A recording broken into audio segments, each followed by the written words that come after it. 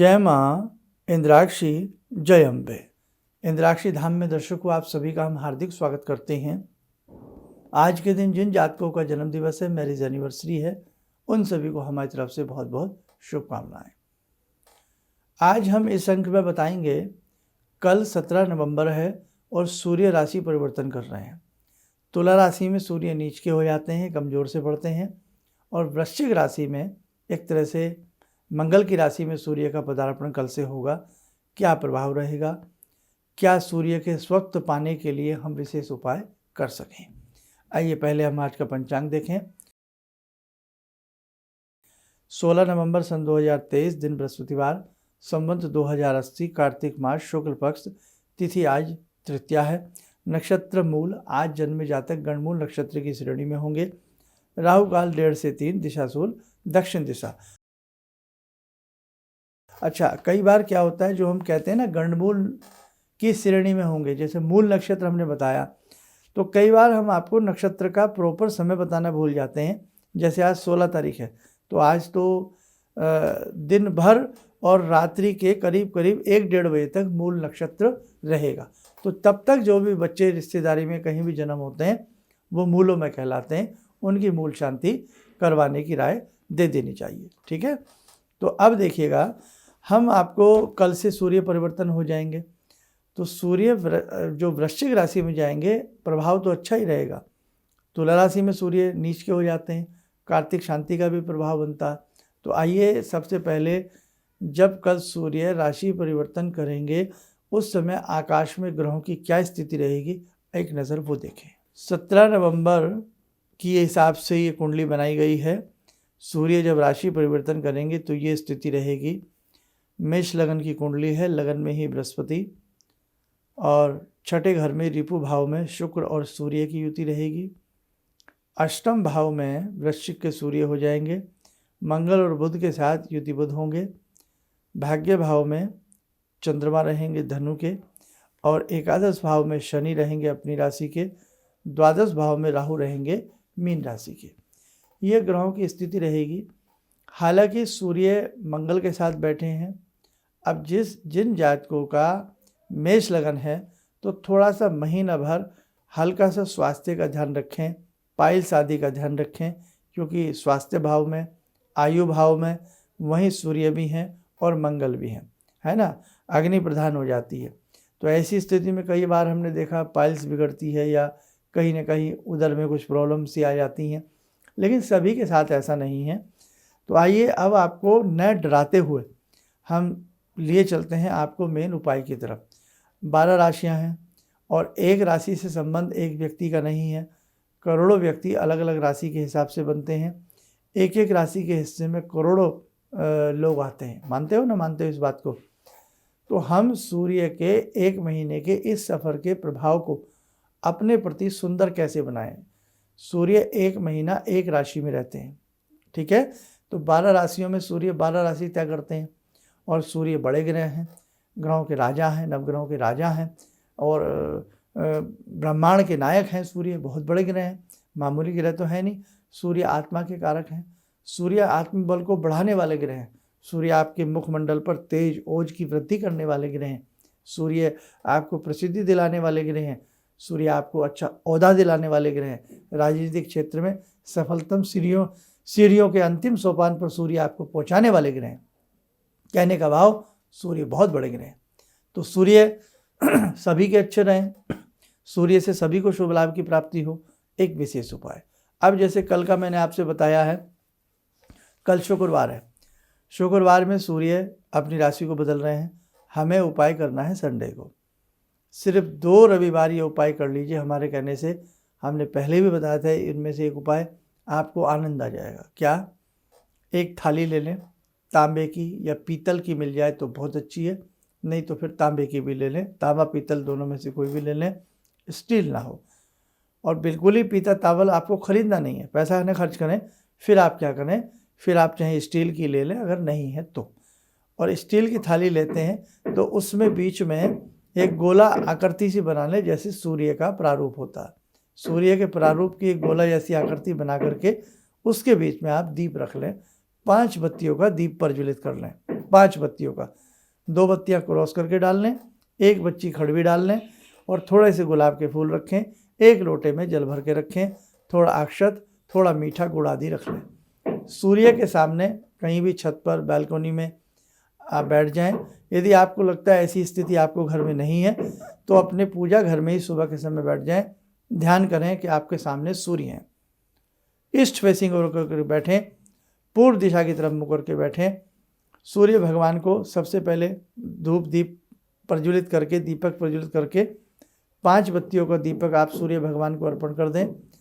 थोड़ा मिष्ठान गुड़ चढ़ा दें या कोई मिठाई चढ़ा दें और गुलाब के फूलों की पंखुड़ियाँ चढ़ा दें। जल का थोड़ा सा छींटा दे दें। और यदि आप छत पर हैं या आपको सूर्य दिख रहे हैं तो वो जो लोटे में जल है वो सूर्य को अर्पण कर दें। करने के बाद सूर्य भगवान के 108 नाम पढ़ लें, ठीक है, या सूर्य भगवान के 12 नाम पढ़ लें, या आदित्य हृदय स्तोत्र का पाठ कर लें, या ओम ह्रीम सूर्य नमः की एक माला कर लें। इनमें से जो भी आपको सहज सरल लगे करने का प्रयास करें। ऐसा केवल 2 रविवार कर लीजिएगा। एक रविवार कौन सी हम बात कर रहे हैं, 26 तारीख को कर लीजिएगा, 26 नवंबर को कर लीजिए और 26 नवंबर के बाद फिर जो नेक्स्ट संडे आए उसको कर लीजिए। बस आपको इसके अलावा अपनी किसी भी प्रकार से सूर्य परिवर्तन के उपाय करने की आवश्यकता नहीं है। इसी से आनंद आ जाएगा, इसी से लाभ मिल जाएगा। प्रार्थना करें, हे नारायण, आपका ये राशि परिवर्तन मेरे लिए, मेरे परिवार के लिए, मेरे देश के लिए, मेरे राष्ट्र के लिए, मेरे बच्चों के लिए, सबके लिए शुभ हो। आपकी कृपा हे नारायण मेरे ऊपर सदैव बरसती रहे। आपकी कृपा से धन धान्य की परिपूर्णता बनी रहे, सुख सौभाग्य मेरा बना रहे, स्वास्थ्य संवर्धन हे नारायण आपकी कृपा से होता रहे। अपनी विनीत भाव में जैसी आपसे भाव भरी भगवान से प्रार्थना की जा सके उसे जरूर करिएगा। सब कुछ पूजन आदि करने के बाद ओम आवाहन जाना भी क्षमा प्रार्थना मांग लीजिए बस। और यदि आपसे इतना भी ना हो तो 2 संडे 5.25 किलो गेहूं ले लें। 5 नंबर की राशि सिंह होती है, जिसके ऑनर, जिसके स्वामी सूर्य होते हैं। 5.25 किलो गेहूं लेकर के 2 रविवार, एक 26 नवंबर को और एक उसके बाद नेक्स्ट रविवार जो आएगा, पक्षियों को वो दाना मन ही मन ओम सूर्याय नमः, ओम सूर्याय नमः, ओम सूर्याय नमः बोले, लेकिन 5 मुट्ठी अपने हाथ से डालें, ऐसे भरें पूरी अंजलि ओम सूर्याय नमः बोल कर डालें, ओम सूर्याय नमः बोल करके डालें। 5 अंजलियाँ डाल दें और बाकी फिर सारा आराम से मनी मन सूर्याय नमः बोलते हुए सारा डाल दीजिए। 2 रविवार करिए, आनंद आएगा। सूर्य के इस राशि परिवर्तन का प्रभाव आपके ऊपर शुभ आएगा, किसी प्रकार की दिक्कत नहीं आएगी, ठीक है। बाकी हमारे सारे 30 त्यौहार बहुत अच्छे से संपन्नता से मने हैं। 40 दिन की जिन साधकों की साधना चल रही है वो भी निकटतम स्थिति में ही है और 23 तारीख की देव प्रबोधिनी एकादशी है। तब तक अपनी अच्छे से साधना करिएगा। और बाकी जैसे कुछ लोगों की 4-5-6 दिन लेट प्रारंभ हुई थी तो हम इसका थोड़ा सा लेट ही सबके निमित्त यज्ञ करेंगे। बाकी सारी जानकारी आपको एक किसी अलग से अंक बना करके साधना का ही या कल परसों से हम आपको बाकी जानकारी दे देंगे। जो हमारे बिहार प्रांत से हैं या जो भी हमारे देश में विदेश में साधक हैं जो छठ पूजा करते हैं उनके लिए भी हम एक विशेषांक बहुत जल्दी ही 1-2 रोज में लाने वाले हैं, ठीक है। तो आइए, समय हो चला आज की ध्यान साधना का। जुड़ते हैं आज की ध्यान साधना में भगवान श्री राम से। ओम रामो राजमणि सदा विजयते, रामं रमे संभजे, रामेण विहता निशाचर चमू, रामाय तस्मै नमः। रामानास्ति परायणं परतरं, रामस्य दासोऽम्यहम्। रामे चित्तलया सदा भवतु मे, भो राम मामुद्धर। राम रामेति रामेति, रमे रामे मनोरमे, सहस्रनाम तत्तुल्यं, राम नाम वरानने।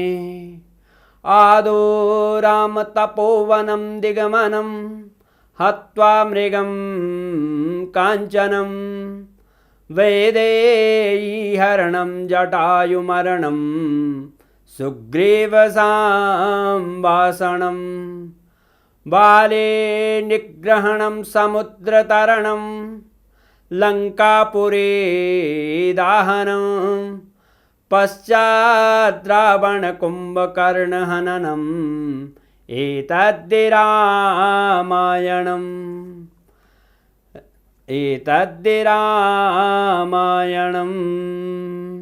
कवच बना लें, ध्यान करें, राम जी का शुभ आशीष हम सबके ऊपर बरस रहा है।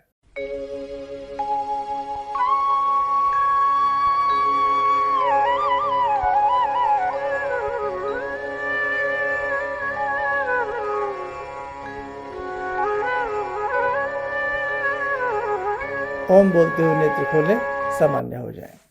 देखो साधकों, भगवान की ही कृपा होती है, तभी सारी चीज़ें हम अच्छे से मना पाते हैं, है ना।